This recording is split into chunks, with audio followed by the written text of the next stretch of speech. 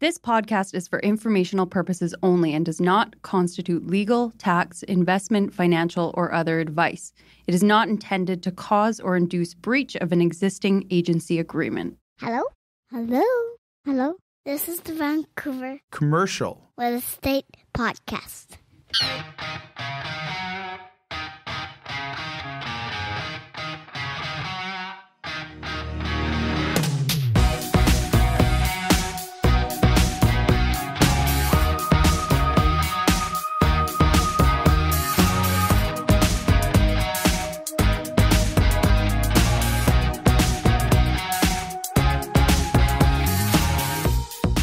And welcome back to the Vancouver Commercial Real Estate Podcast. I'm Cory Wright. And I'm your other sometimes host, Matt Scalina. Matt, how you doing today? Not bad, Cory. We were talking before we went live about whether or not we dated during Tinder with some younger people in the audience. Just for clarity, not me and you dated during Tinder. No. That is how we met, though. If Tinder was, yeah. I swiped left or right, whatever which one it is, and you replied back. And fast forward, a podcast. Our baby, the Vancouver Commercial Real Estate Podcast. We were talking about when you were dating before you were married, was Tinder around? And not only in my case was it Tinder not around. You guys used to Plenty of Fish wasn't around. You used to have to call your wife's home and ask. I literally used to have to. That's how long I've been off the market, I guess. On a rotary dial phone. Yeah, you know what? 663-2909. That was the number.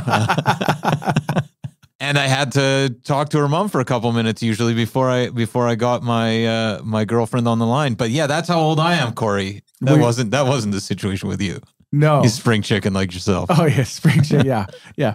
I was watching the news the other day and they were talking about how the interest rates hadn't risen so fast since 1983, over 40 years ago. And I'm like, wow, that's a long time. That's my birth year. I'm like, well, I am getting old. Right on. Well, speaking of young chickens, spring chicken. Speaking of spring chickens, spring chicken that has a job that is apparently making him old. Yeah. Byron Chard from Chard Development's on the show. Yeah, lucky to get him back. You know, we had him on over a year ago at that time. Now Chard's got a lot of exciting projects in the works there. I think Byron says they're around $1.5 billion kind of in construction, are getting ready. I don't know how this guy sleeps. You know what? Well, this is when I said getting old, I mean getting gray hairs. Is what I meant. But this conversation is so great on so many different levels. Not only which markets are performing and which asset classes, but the challenges facing the development community in Chard, but also big picture. You know, they work with a lot of institutional investors. The number of things Byron's dealing with on a day-to-day basis, strategically, but down to the nitty-gritty, it's like, I don't know how someone who's got that much going on with that type of stress and that type of cost, like I said, sleeps at night. When I got here to record this, I parked on the wrong side and it was $7 an hour. And I was debating about driving around the corner to pay $1.20 an hour. And that was stressful. And I was like, I sat there for 5 minutes to contemplate that. That's going to keep you up tonight. I contemplated what I was going to do there. This man's got $1.5 billion under construction or ready to go. And I don't know, but very, very insightful. And we will say with Chard too, I mean, they've done some outstanding projects both over here and on Vancouver Island in the Greater Victoria area that continue to kind of trend set, in my opinion, with what they're doing in some of these markets. And he's also, I mean, not only with, well, and he'll get into it, but he's in the room with EB right now. Like we're talking politics, economics, Nickelback getting shovels in the ground. I mean, this is, if you ever wondered if developing in the city of Vancouver was interesting, listen to this conversation. But before we get to Byron, Cory, just one last question. Did you actually pay the $7 or did you drive? Yeah, I'll be honest with you. I sat there and I was contemplating it and I sat there too long and someone took the spot. So I had stuck paying $14 for 2 hours to be here. But I'll tell you right now. We appreciate your time. I'll tell you right now. It was the best $14 I ever spent to get Byron's insight. Fantastic. Well, now let's cut to our talk with CEO and President of Chard Development, Byron Chard. Enjoy, guys. This week's episode is brought to you by our great friends at Impact Commercial Group. Really enjoy working with Impact Commercial. And we should say Al and his team can basically do anything when it comes to lending. Anything when it comes to under the commercial umbrella. You're building a building and development, we got you covered. You're buying land, we'll make that happen for you. You're investing in a property or multifamily building, check. owner-occupiers looking to acquire their own space, double check. Anything commercial financing you need, Impact Commercial is your go-to. Impactcommercial.ca. And we should say over 50 years of combined experience. So trust these guys. They're the right fit. Best in the business, in my opinion.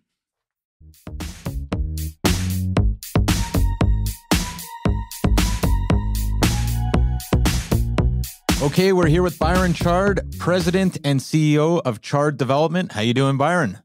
Doing fantastic. Thank you for having me. Yeah, thanks for coming back on. We should say past guest, fan favorite for sure. It's great that you were able to take the time today. Byron, maybe for those who, and these will be few and far between, that aren't familiar with Chard Development and haven't heard your past episodes, can you start by telling our listeners a little bit about yourself? Absolutely. So Chard Development, we're a family company based in Vancouver. I like to say our slogan, or what my business strategy has been, is I've diversified through asset class and really focused on certain geographical regions. Given the relationship that's needed at City Hall, we've really focused on City of Vancouver, City of Victoria, and the North Shore. From an asset class diversification, right now we're building just over 2,500 units.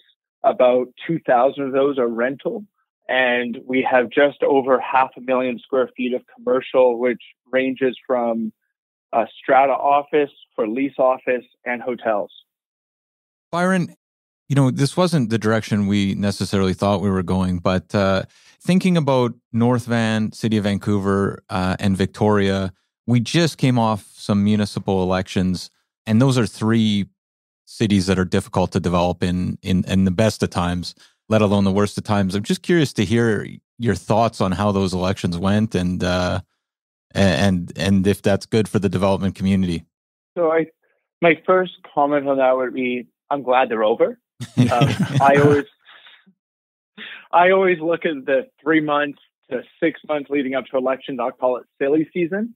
You see councillors and councils make potential decisions which they would not in a normalized environment because they're getting ready for that election, or they're in their final seat prior to departing office. So number one is we now have certainty. We have clarity of who we get to work with, what are their priorities, and allows us to start to relook at, number one, acquisitions, to be able to make calculated decisions of where we want to invest.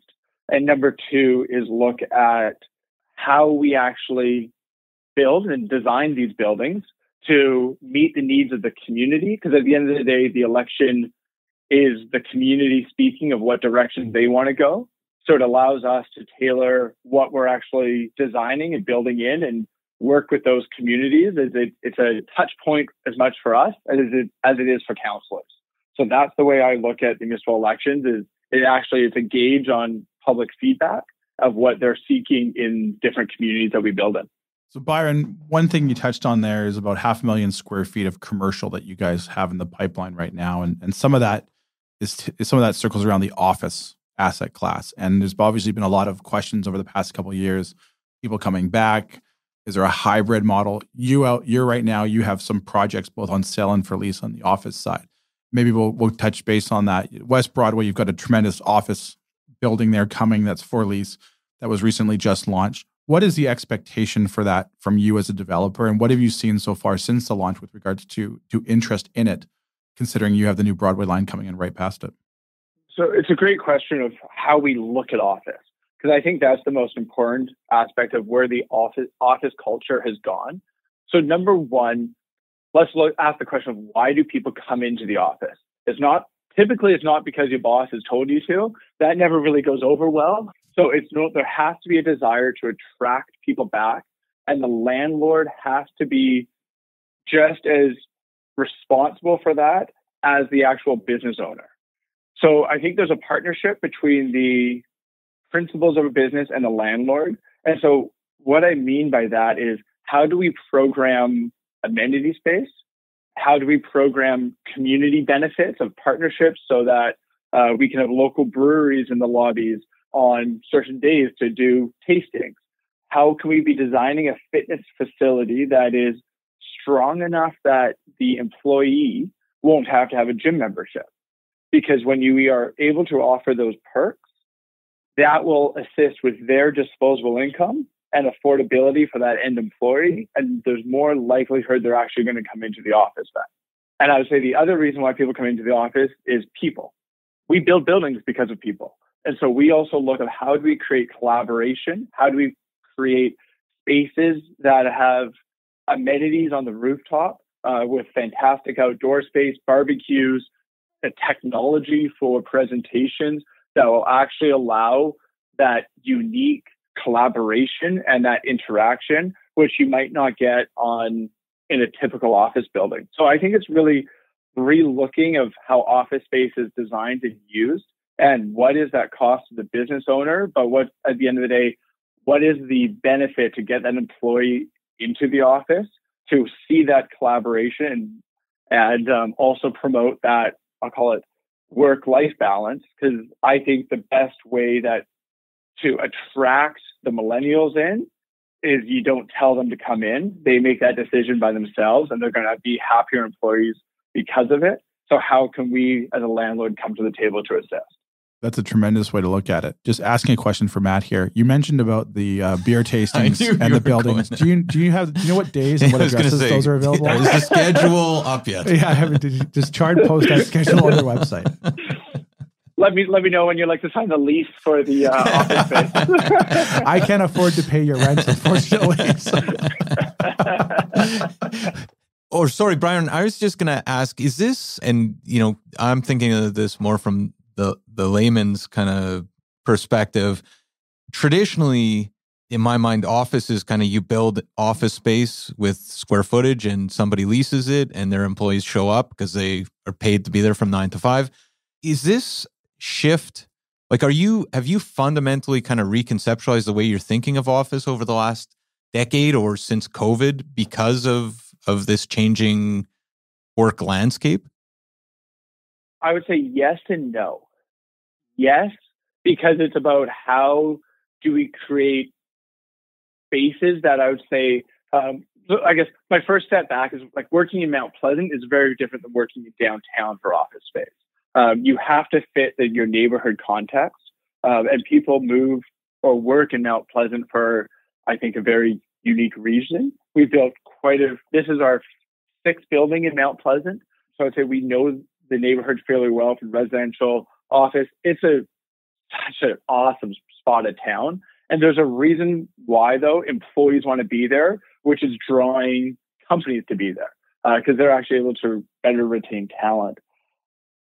I say no, because at the end of the day, as a landlord, we are still designing space to have flexibility for the tenant to come in and design their space. So we need to be ensuring that the HVAC systems, the electrical offering, the ceiling height, the fresh air intake, all of those components are as flexible as can be. I would say where it's also changing, though, is the environmental standards are getting more and more important for tenants. And so as a landlord, it's ensuring that we are building all of our new buildings to be certified from LEED to technology scores to different types of certifications to assist them get financing, because we're finding banks are requiring it more for tenants as well as for us as landlords. And then also institutions are requiring it for if and when they want to be owning these buildings into the future. So Byron, you've got a project for sale, which is a tremendous, I think I have this right. It's a trimix, which includes some light industrial, some retail, but primarily office space there on South Marine Drive in a beautiful building there. You guys have recently launched that for sale. What has the feedback been from the public, and what has sort of the sell-through been since that got launched, considering the current environment that we're operating in right now, where we are dealing with inflation issues? It seems like sky-high interest rates that still haven't sort of plateaued just yet. What are you guys seeing with regards to, as a developer, on the selling side of a project like that? So the project's called Forum. It's located at 750 Southwest Marine, so about 2 blocks away from the Canada Line station. As you mentioned, it's a vertical building with retail, light industrial, as well as office space, 8 stories, and we also have a lot of amenity space in it. We launched this at the beginning of October. This was our third strata project that we've done. We've done 2 in Mount Pleasant, which were both very successful. And this is we took that model and have brought it over to the Marpool neighborhood under, I would say, a similar formula. And we've had fantastic take up to start. It's been our presentation center, which is located a block away from the site, is seeing really strong traffic, multiple tours a day. The broker community is really involved, but I would say it's also the end users. One aspect with commercial versus residential is patience, is your virtue, because this is a business decision. It needs to make sure it aligns. So I would say overall, we are patient on our sales. We've had a strong pickup to start. We've had multiple transactions, but there's a lot in the works. I would say I just had patience on these transactions because as a business owner myself, I recognize the decision that these groups are going through, and we have curated our own commercial relationship manager in office to assist with TIs, understanding the building process, understanding what it means to own your space. So we've really pivoted our model internally to increase our customer service from the experience of our last 2 projects, so that a law firm, a technology office, a dentist, we can walk them through a step-by-step process of how to work with the city of Vancouver, how to work with subtrades, and really help understand what it means to own your space, how to build it, and bring that vision to life. So we've really brought out, I would say, a new standard of customer service for commercial. And that's really strategic from our side of some of the barriers of entry that we've seen. And it's because of the uncertainty of the process, and we've really missed that. And that's really worked well for us here as we've launched the project. That's a tremendous way to approach it, because one of the things that we always get pushback on when people are looking to buy into space, especially in the pre-sale aspect, is they roll their eyes with the thought of they have to build this out and deal with the city, and they're professions in their own fields, but now all of a sudden they've got to be a construction expert, and they don't want to be a construction expert. So it's a really unique and unique take on it. I think you'll have a lot of success just based on the pushback that we see.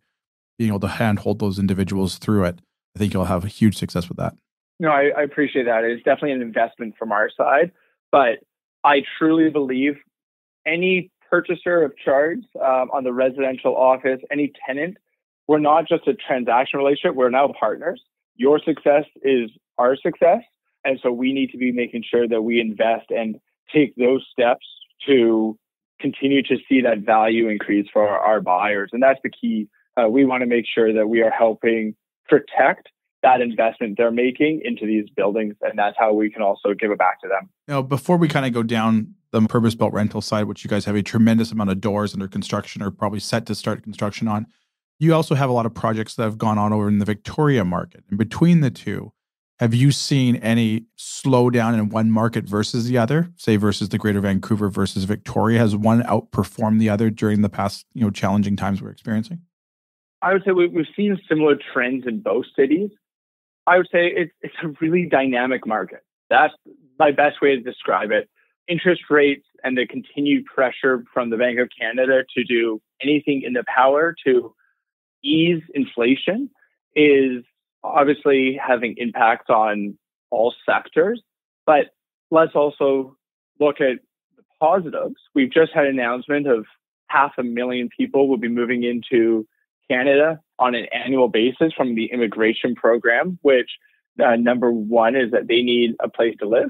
They need to also have a job.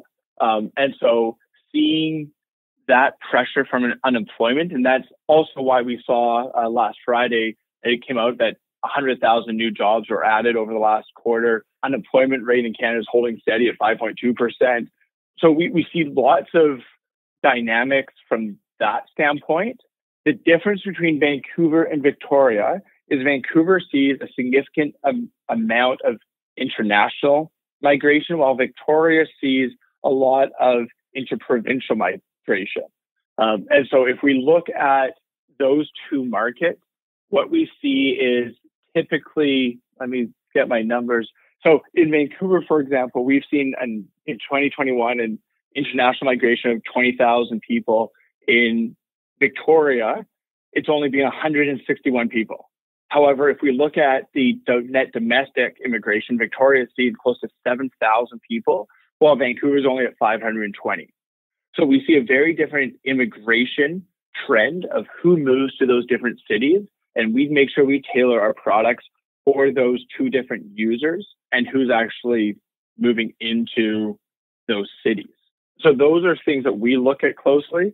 The other one that we look at is who is entering the labor market, because at the end of the day, the labor, we are seeing, in my opinion, inflation because we're, to a certain extent, because we have such a tight labor market. Mm-hmm. And so by seeing an easing in the labor market, which we will, I think, see through immigration, we're going to see it through programs like the universal childcare support so we can get more moms back into the workforce.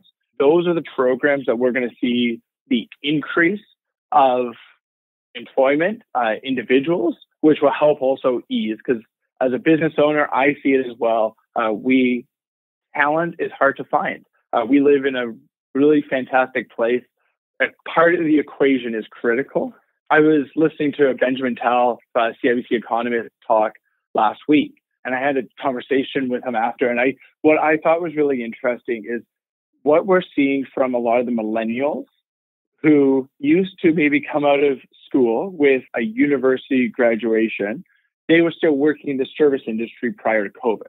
They are now able to secure a job anywhere in the world and work remotely. So they are the most tech savvy and they are very much comfortable working in that remote environment.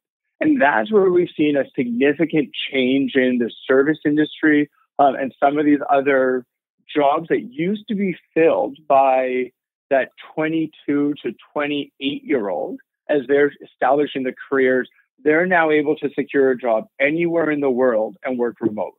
And it's I don't think that's been flushed out of the system yet of what that dynamic brings to our housing market, to our office market, because those individuals are the ones moving to Victoria, for example. Those are the ones who are moving to Squamish. But we're also seeing them once they hit 28 to 35, want to find a job here in a firm where they can actually have human connection. So that's where we're starting to see an increase in employment and opportunities is typically between 30 and 40. We're seeing a lot more resumes in that age demographic because they want a local job. And we're seeing their resumes come in having a lot more international experience. So it's really interesting talking to recruiters, what they're seeing out there. So I'm rambling now, but it's really interesting to see the changes in employment and how that impacts Vancouver and Victoria very differently. You know, I just had a conversation with somebody yesterday about this kind of the future of cities. You know, somebody on our podcast a long time ago said, you know, the most expensive housing you'll ever buy is in Flin Flon, Manitoba, because the opportunity cost. Where is this? Northern Manitoba, but the idea was, right? No, I was referring to Manitoba. Where is this? But it seems like a truism that talent migrates to cities either for school or immediately after school, because that's where all the opportunity is. And this shift you're talking about is kind of an interesting one. What we haven't talked about, though, is that it sounds like you hit a certain age, at least at this point, and so people are migrating back to the cities in their 30s since this kind of onset of pushing out to, you know, the Squamishes, the Vernons, wherever people are ending up and working remotely. Absolutely. And we're seeing that stat in our rental buildings as well, because a lot of those people who've moved back into the city are typically renting. And so it's that the rental market is getting squeezed from so many different dynamics right now. And we need the provincial government and the federal government to come to the table to recognize the squeeze that we're seeing, because only right now, every single policy that's getting into place is just putting more and more people into the rental market. Interest rates, immigration, employment numbers, people, as you just said, driving back into the city. We're seeing it from the pressure to not have your vehicle. And so that means they need to live closer to the city or closer to transit. Everything is pushing everyone into rental. And I would say we we need the support from governments to come in to assist, drive more rental projects. It couldn't be more important for our economy right now. So, and in terms of, two thoughts on that, or two questions, I guess, in different directions. But one, over the last, my understanding is rental projects actually are harder to pencil right now than they were, obviously, with especially with interest rates, I guess, but a variety of different factors. I'd be curious to hear your take on that. And then, of course, David Eby launched a housing proposal about a month, maybe 6 weeks ago, before he was when he was still in the dogfight there for the leadership in the NDP party. But I'm curious to hear your take on that and how we can kind of get through this moment where there seems to be a bottleneck. There definitely is a bottleneck. So the first question of how to pencil out and make a performer work on rental, it is really challenging. Because at the end of the day, the value of rental buildings have not moved, in my opinion. We have seen rents increase, but that is being offset with cap rate increases or cap rate pressure. While there still hasn't been significant trades to completely underwrite cap rate pressure yet, there is a correlation which appraisers use to interest rate increases. And so, in my opinion, we're seeing a flat line on rental values on a per door or on a per square foot basis. However, we're seeing increased costs. If that is through increased construction costs over the last 2 years, increased interest rates, increased city fees, increased CACs, everything is pushing up on cost. And there's been no relaxation on DCLs, for example, development cost levies, in most jurisdictions on rental. Most of them have said too many people are buying it, so why give it? Or too many people are building it, excuse me. So where we are seeing that pressure and why that is so challenging for rental developers is the debt equation for rental is actually just gotten worse because income has the end net operating income or value of the building, which your debt is serviced on, has remained consistent because we get capped on our typically the lesser of your debt service coverage, your loan to value, or your loan to cost. So we start to get capped of how much debt we can take, which means as costs go up, the only thing that will change here for us is more equity is required. And that is going to cause a lot of pain of how are different developers able to find that equity. We are very privileged at Chard. We work with institutions, and that's where we get our capital to build these large-scale rental buildings. I think that is going to be the most challenging part, is going to be the cost pressure and the equity required to build. That has changed, and as we all know, when more equity is required, that a return is needed. I work with pensions. I can't think I can go to the police officers or the teachers and tell them they're going to make a negative return on their pension because they're doing a goodwill service here for the community, and they get a negative pension because of it. That isn't how these pension funds are set up. So that is where we have a fiduciary duty to make sure we're giving returns to those hardworking individuals. With regards to the policies that are getting proposed, I think the landlord needs to have a bigger say at the table. There are absolutely tenants that need help. There's no question about that, and people are squeezed. However, there needs to be a collaborative approach with landlords and tenants at the government level. And there needs to, instead of just a hammer coming down of capping your allowable rent increase at 2%, for example, that needs to be balanced with who actually needs the help. And that's what the government is here for. And the landlords, trust me, there are so many good landlords out there who want to help those in need. But landlords also need help to make sure that we can maintain our buildings and be delivering the homes and turning a positive housing experience for the tenant. So I think it goes hand in hand. I'm really optimistic with Eby. I think while he will be premier, I think he'll also be the housing minister. I think this is going to be a file that he pays really close attention to. It's going to be the hottest topic at the next election. And he knows that trying to improve the affordability, get more housing built, have BC Housing at the table more, working in a collaborative approach. That's how we're going to get this done. I think as a private developer, in my opinion, we have a very strong social conscience here at Chard. We have got over a couple hundred affordable rentals, condos. I partner with the YWCA. I partner with BC Housing. We can come to the table to be collaborative, and that's the way we're going to solve this. And that's what we need, better understanding from the public. Developers are part of the solution. But I always like to joke, the scariest thing a kid could be for Halloween is a developer in Vancouver. One with an empty bag. Yeah.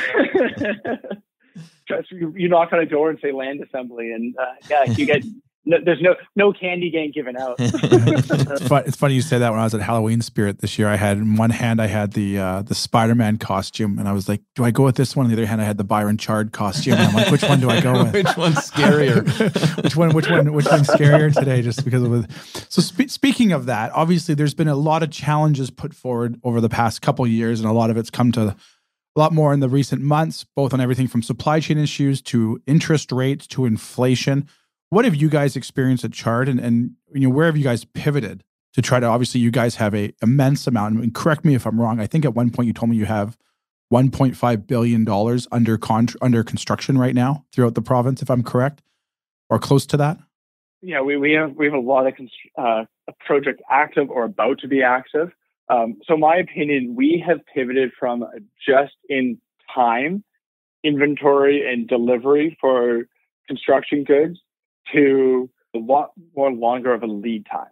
And so I think the whole global supply chain is pivoting away from a just-in-time model. And that's where we're really focused.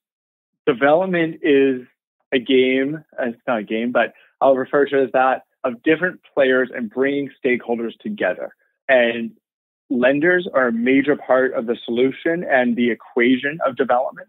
We work with them, for example, in pre-purchasing facilities, to be able to place deposits, also pre-buy some of our materials so we can have toilets on hand, fixturing, so that the construction schedule can be maintained. Number two is we have brought procurement in-house here at Chard so we can track our supply chain better, understand where we could have challenges, making sure that we're sourcing materials typically from North America to mitigate overseas. Even though we are seeing the cost of containers come down drastically, we are trying to procure as much as we can from North America or Canada to be, number one, is who we are as a company and supporting local, but it's also its supply chain challenges and mitigating those equations. And I would say the other one that we're really working on, I would say this is as an accountant, my favorite side is trying to look at financial solutions. How could we be looking at commodities or putting hedges on commodities? And so, for example, the futures of steel are down right now, but we haven't seen that in the marketplace. So how can we be looking at mitigating some of our risk through financial instruments that is seeing a projection of a decrease in the future, but we're actually not seeing that yet on site. So it's really, how can we get creative? How can our lenders help us get creative? How can our GCs look at the supply chain as well, help us track it? And how can we, at the end of the day, really focus on that delivery timeline schedule? Because interest rates and any delays really hurt a project. And there couldn't be anything, in my opinion, more detrimental than delays if it's from City Hall occupancy, if it's from delays at City Hall at getting permits issued that really hinder affordability. Byron, it's just listening to that, it seems like it's such an incredibly interesting time to be sitting in your chair and challenging. Are you looking back? Is there another moment that Chard is, and I know it was your father before you, is there another moment that is instructive for this current economic and political moment that you're looking to? Or is this just, we're in new times? I mean, everything, I feel like every challenge you've outlined that you just outlined, but also with, how you're dealing with new office space is all a product of of COVID, essentially, in a lot of ways. Is this just, dealing with a new world, or are you looking at a different moment in history? So first off, yes, definitely the gray hair and the wrinkles, they are definitely coming. But first off, my father, when we did our transition 4 years ago, I would say we very proactively set up an advisory body for me So I've got the wisdom and expertise of some very close individuals to help me brainstorm, bounce ideas off of, and help navigate this.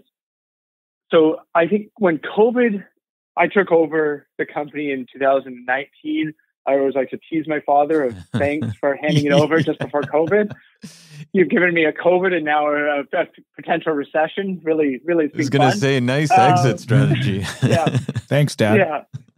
Yeah, exactly. I really appreciate that one. But COVID, I remember sitting there at the beginning of March and basically getting the advice, no one's done this before. There's no playbook. Go. COVID really was a growth facilitator for Chard. We strengthened our relationships with our lenders, with our financial pension funds, with our purchasers.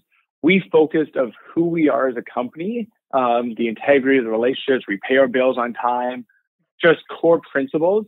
And we saw benefits and through new projects, through selling out our projects as we launched them. So relationships with the broker community, we really saw that take off for us. And I would say it was just by communicating. My philosophy that day, I remember coming into the office every day in March and April 2020, I called a lender and a partner every day. And it was just down the list. Once I got down my list, start again. And so basically I was talking to someone every day about what we're doing and keeping them informed. Now that we hit, I would say, an economic and inflation-induced recession or potential recession, yes, I would say that this has been seen in the past where I can start to utilize the resources, the expertise of my father, advisory members, our financial partners who've seen it before too, and really work with them to be best positioning us proactively positioning our debt, looking at new acquisitions, but also just, I would say the other one for us, I don't squeeze the orange as hard as I could on our performance. What we risk mitigate, I am still young. While my gray hair and wrinkles coming won't show it. I do like to say, though, that we mitigate through just the product we build. We build a lot of rental. We partner with a lot of not-for-profits.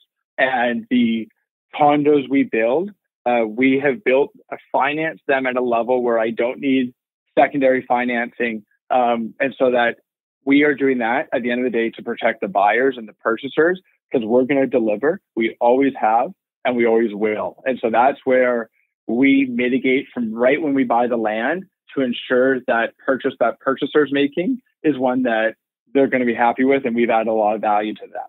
So it's the fundamentals of who we are. That's what I'd say I've reinforced here this fall. And I'd say it's been reinforced into me in my own mental capacity here of just, okay, who are we as we go into this and how do we come out stronger? And it's really the core fundamentals my father started with and that I've just continued and reinforced now. So Byron, you guys have traditionally, developed in the greater Victoria and the greater Vancouver area. Is there any other markets outside of those two areas that you guys maybe are looking now that, COVID has pushed livability out there? People are, like you mentioned earlier, people can work literally remotely anywhere in the world now. Is there any other markets that you guys currently aren't in right now that you've either, now are looking at or potentially looking at? We are always watching the market of where we want to go. But my opinion, I think the fringe of the City of Vancouver, City of Victoria is that's where we are investing. We think people want to not be right downtown, but right on the outside where they can create that 15-minute city where they can walk to work, walk to the grocery store, walk to get a coffee, but still have serenity and a relief and have that green space. I'm a true believer in 15-minute cities and how we design them to create that community. So that's where we're focused. We're going to have a condo project launched in East Vancouver near Kingsway and Earls in the spring of next year. And it's the same model of that where we've had great success for our purchasers in the past. And I'm a big fan of East Vancouver. Isn't it one of the markets to watch here in 2023? So I think it's definitely a place to invest. Byron, maybe as a final question, I should ask this earlier, but I've just been thinking about, the general shifts, it feels like there's so many kind of tectonic shifts happening right now where people are thinking about, the next 10 years differently than we've been operating for the last 10.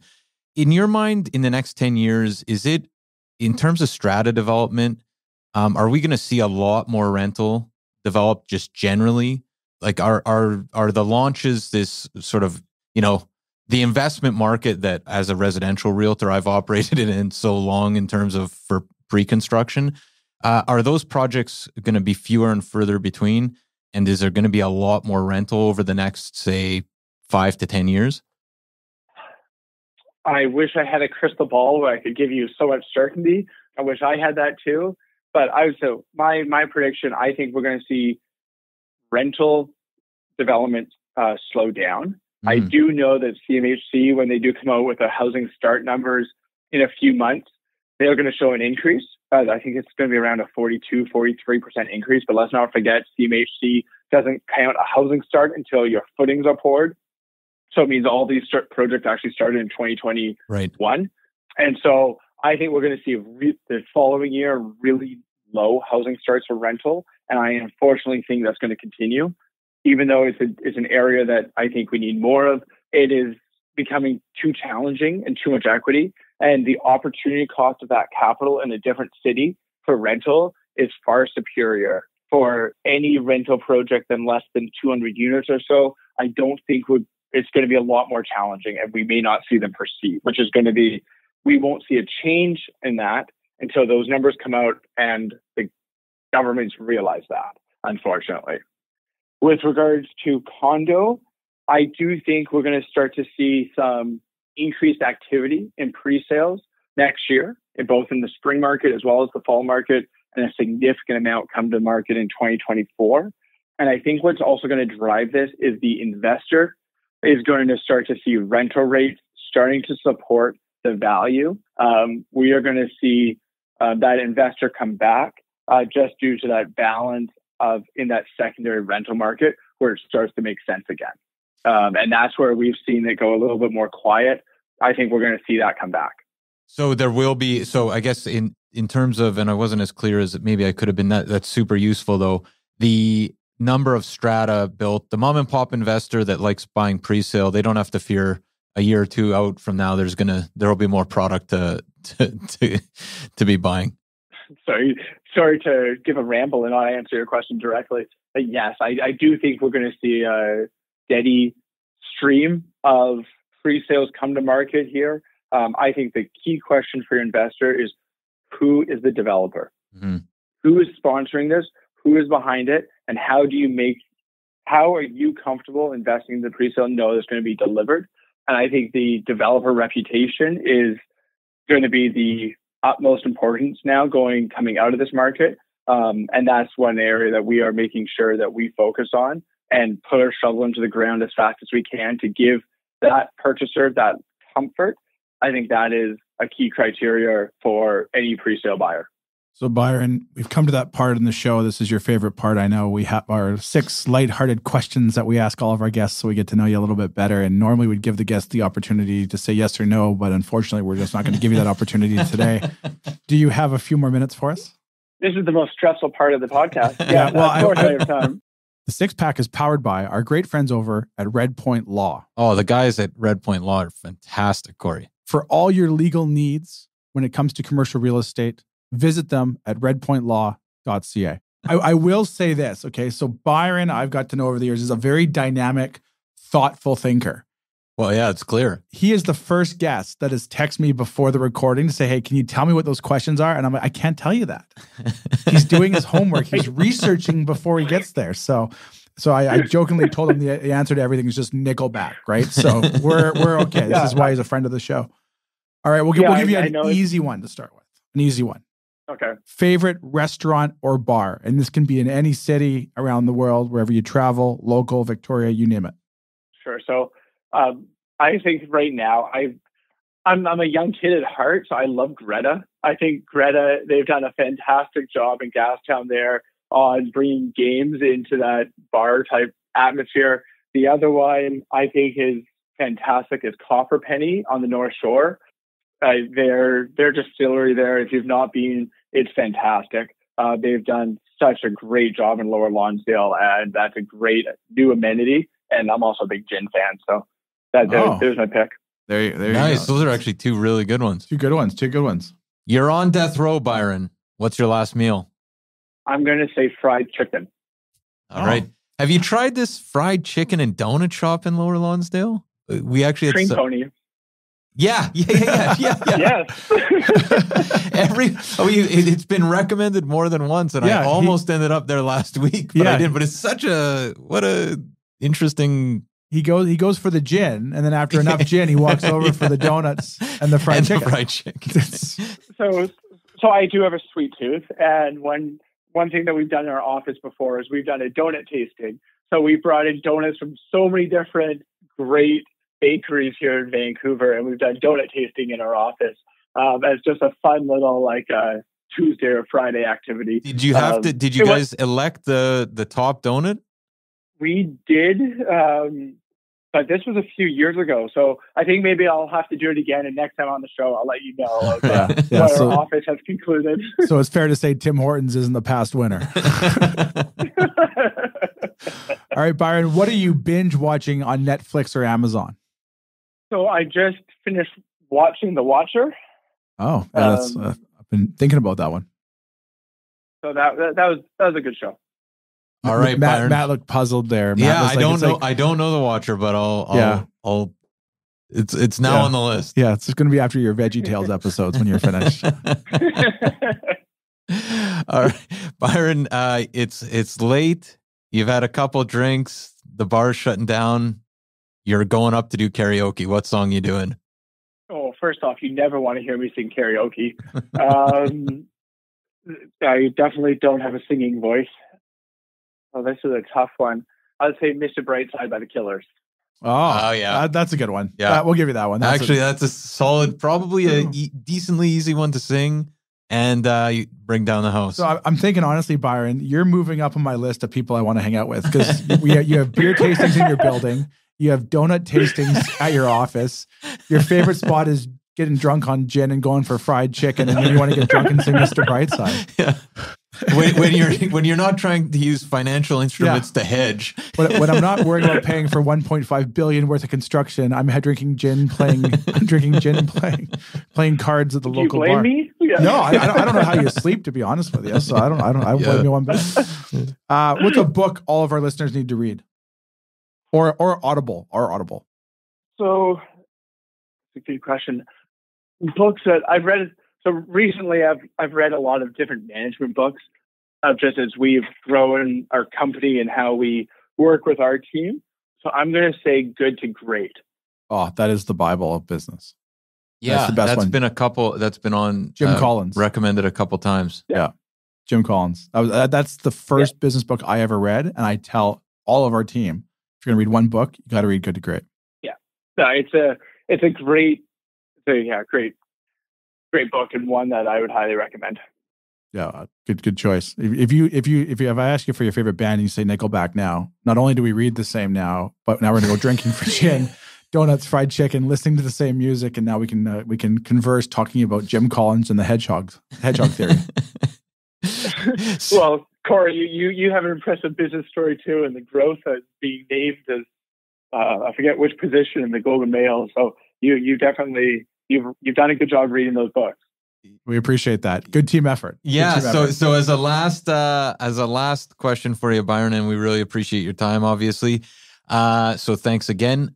What is currently playing on Spotify or your Cory has iPod here? I feel like he's showing his age. Yeah, I'm just like I almost put down what are you playing on your iPod? What do you got? What cassette is what's in your CD-ROM?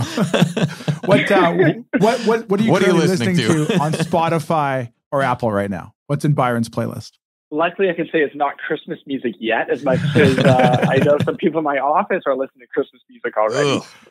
What did I listen? I say on my ride home, I had some, or ride into the office this morning, I had some John Mayer playing. So I would say, otherwise, this is a little bit more about me, but I really like dance music. It gets you going in the morning, I find. So, but otherwise, I don't always have the best taste in music, so I don't want to be judged too hard.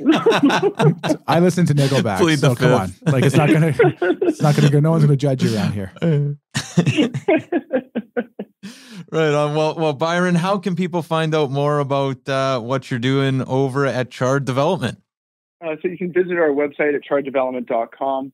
LinkedIn, we're fairly active on there, myself, Byron Chard, or just our Chard Development page, and happy to, if you want to reach out to me on LinkedIn or so, happy to connect. Yeah, and thanks again, Byron. It's always so great to get your insights on the market, and we really appreciate that you keep on coming back.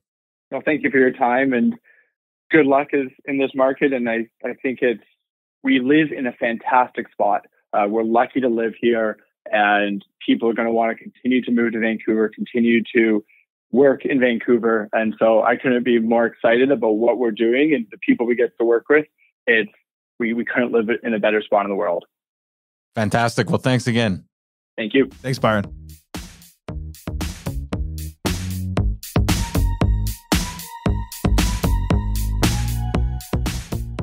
There you have it, folks. Our interview today with Byron Chard, CEO, Chard Development. Love the guy. Like, just great insight. Yeah, you know what? It's always great having Byron on the show. And, what's striking to me after that conversation is that he keeps coming back, because clearly there's a lot of irons in the fire there. Yeah. Well, I think there's one thing, too, that he touches on. You mean the amount of rental stock and the amount of doors that they're building. And they got, almost every asset. They literally do have every asset class in that one project coming up there on Marine Drive he talks about. But they've got, 500,000 square feet under construction in all the major asset classes and commercial. One of the great takeaways was they've got their, like, literally are developing everything, every asset class, from purpose-built rental to light industrial to retail to office. I think he's even in hotels. Oh yeah, and then he's got a hotel project on Vancouver Island, if I remember correctly. Like, it's just every iron and every fire you can imagine. So not only was it stressful enough just trying to build retail, never mind, let's just go out, let's just build the gamut. Yeah. And see what happens. So, great insight, very, very knowledgeable guy. Also, the 15-minute city. Yeah, it's funny when he was talking about that. It was like a throwaway comment. I feel like we need to have an episode on that. Yeah, when we were talking about it, both me and you looked at each other like, that's a great analogy. Yeah. And I also love, too, how he talked about office space and how you have to create all these amenities in office spaces now in order to get people from gyms to amenity rooms to all of that stuff. And I'll be honest with you, like, being in this business as long as I have, we see all this stuff, but I've never actually looked at it from that perspective. Right. Where he talks about, well, if we can offer a gym, and that saves those employees of that employer from going to the gym and getting a membership, that adds value. And I never looked at it from that perspective. Well, adding value and getting people back to the office, right? There's actually that kind of, there's an incentive there that is really interesting. And speaking of incentives, after this, I'm going to go give Byron a call and find out what buildings are those beer tastings going on and how can William Wright Commercial get an office there? No kidding. A recording studio. You know what? I used to think a ping pong table was a big deal. Yeah, I know. I've never had one. Yeah, but in fact, I still kind of do think it's a big deal. We know what we should do one time is he talks about the donut tasting contest or donut tasting they do. Yeah. You know what? He says he hasn't done it for a while. That's how we're going to get this man to show up here in person. We're gonna order some fried chicken. We're going to have some gin and some donuts. Right. And we're going to sit down and we're going to record the whole thing and just watch it get sloppy. And that's how we're going to get a discount on the next Chard project. You heard it here first. So, Cory, what else do we have for the day? I should say this episode and all other Vancouver Commercial Real Estate podcast episodes, along with the Vancouver Real Estate Podcast, all live at vancouverrealestatepodcast.com. So head over there if you're looking for summaries of these episodes, the back catalog. It's all at your fingertips. And Cory, how can people find out more about what you're doing over at William Wright Commercial? They can visit our website, williamwright.ca, anytime, sign up for the latest and greatest news. They can contact us at our head office at 604-428-5255. Let us know what they're looking for, and we'll put you in touch with the best broker in the province for you. Or they can drop me an email, cory@williamwright.ca. Always love hearing about the show. Love talking real estate. And speaking of the pre-sales and VIP pre-sales coming up, we've got another one coming up on Vancouver Island that we're trying to get permission from the developer that we can put through the live wire. The live wire. So we're working on that for everyone. Fantastic. So anyway, have a great week, everyone. And we'll be back next week with another fantastic episode of the Vancouver Commercial Real Estate Podcast. Thanks for listening, guys. Subscribe today.